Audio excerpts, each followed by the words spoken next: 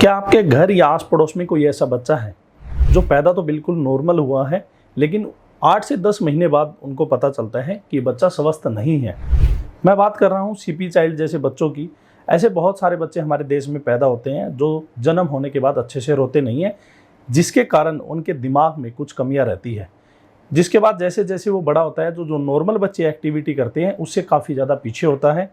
ना तो वो अच्छे से खेलता है, ना खड़ा हो पाता है, ना बैठ पाता है, ना पढ़ाई कर पाता है, ना चीज़ों को समझता है, बैठे बैठे लार गिराता रहता है, ना ही उनको चीज़ें कुछ समझ में आती है। और माता पिता उनके ट्रीटमेंट के लिए अलग अलग जगह घूमते रहते हैं, लेकिन उनके हाथ निराशा लगती है। ऐसे ही केस के बारे में मैं बात कर रहा हूँ। अभी 3 से 4 दिन पहले हमारे पास एक ऐसा बच्चा आया जिसको हाइपोक्सिक इंजरी थी, जिसके कारण बच्चा समझ तो ठीक ठाक रहा है, लेकिन उसके ऊपर वो एक्टिविटी नहीं कर पा रहा। और सबसे बड़ी समस्या जो वो थी कि बच्चा 4 साल का हो चुका है, लेकिन अपने आप से खड़ा होना नहीं सीखा है। जैसे ही वो खड़ा होता है लड़खड़ा के गिर पड़ता है, या उसको खड़ा करने की कोशिश करते हैं, 2 लोग उसको सहारा देते हैं, फिर से दोबारा गिरता है। अगर आपकी नज़र में, आपके घर में, आस पड़ोस में कोई ऐसा बच्चा है तो ये वीडियो आपके लिए है। इसको एंड तक देखना कि इसके लिए हम और बेटर ट्रीटमेंट क्या कर सकते हैं। हो सकता है इस निराशा में कुछ आपको हाथ लग जाए। आज मैं आपको बताऊंगा कि कैसे हम उसका ट्रीटमेंट करेंगे। अगर आपका बच्चा भी बहुत कम खेलता है, बहुत कम एक्टिविटी है, अच्छे से खड़ा नहीं हो पाता, अच्छे से चल नहीं पाता, पैर उसके ज़रूरत से ज़्यादा पतले हैं, दिमाग में कुछ कमी है, या पैदा हुआ उस समय अच्छे से रोया नहीं, ऐसी बातों का सामना करते हुए आपको काफ़ी टाइम हुआ है, तो आओ मैं आपको बताता हूँ कि उसका ट्रीटमेंट हम कैसे करेंगे। ये देखिए, एक बच्ची आप देख रहे हैं यहाँ पे लेटी हुई, जो हमारे पैरों को नरिशमेंट देता है, जो पैरों की नसों को सप्लाई देती है, वो हमारी लंबर स्पाइन और जो अपर स्पाइन है वो देती है। आपने एक्यूप्रेशर या मैग्नेट थेरेपी अगर नहीं सुना है तो आपके लिए ये लाइफ चेंजर हो सकता है।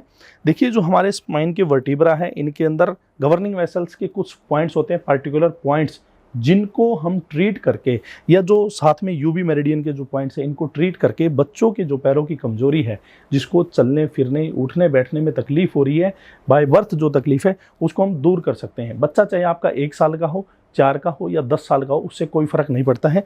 ऐसे अलग अलग जगह पे जो बताए गए पार्टिकुलर पॉइंट्स हैं, उनके ऊपर मैग्नेट्स लगाने से आपके बच्चे में काफ़ी ज़्यादा इंप्रूवमेंट आ जाएगा। जो दोनों पैर है वहाँ पे भी कुछ जो पॉइंट्स होते हैं, पॉइंट्स की मैं इसलिए बात कर रहा हूँ कि आप अपनी भाषा में बोलो तो उसको बोलो कि अलग अलग नसों पे, तो उसके ऊपर हम मैग्नेट अप्लाई करेंगे। मैग्नेट अप्लाई करने के बाद में उसमें काफ़ी ज़्यादा इंप्रूवमेंट आपको देखने को मिलेगा। हमने कुछ टाइम पहले भी ऐसे बच्चों का ट्रीटमेंट किया है, जिसमें बच्चे धीरे धीरे खेलना शुरू कर रहे हैं, जो चलते चलते गिर रहे हैं, उनमें भी काफ़ी ज़्यादा इंप्रूवमेंट आया। ऐसे बहुत सारी छोटी मोटी बातें जो आपको रूटीन मर्रा में परेशान कर रही है, तो आपको बिल्कुल भी नहीं सोचना चाहिए। आप मैग्नेट थेरेपी को एक बार जरूर ट्राई करके देखें, ये आपके लिए लाइफ चेंजर हो सकता है। आप हमारी ओपीडी में आ सकते हैं। ओपीडी में बच्चे को साथ लेकर जरूर आएँ, या उनकी ब्रेन की एमआरआई है तो वो और भी अच्छी बात है, उस जरूर साथ लेकर आनी है। इसके अलावा नीचे दिए गए नंबर पर कॉल करके भी आप पूरी जानकारी ले सकते हैं। हमारे हॉस्पिटल की 2 ब्रांचें हैं, एक हिसार सेक्टर 14 में है, दूसरी गुड़गांव सेक्टर 47 में है। नीचे दिए गए नंबर पे आप व्हाट्सएप पे कोई भी मैसेज लिखेंगे, लोकेशन या एड्रेस मांगेंगे, तो आपको इजीली मिल जाएगा। Thank you.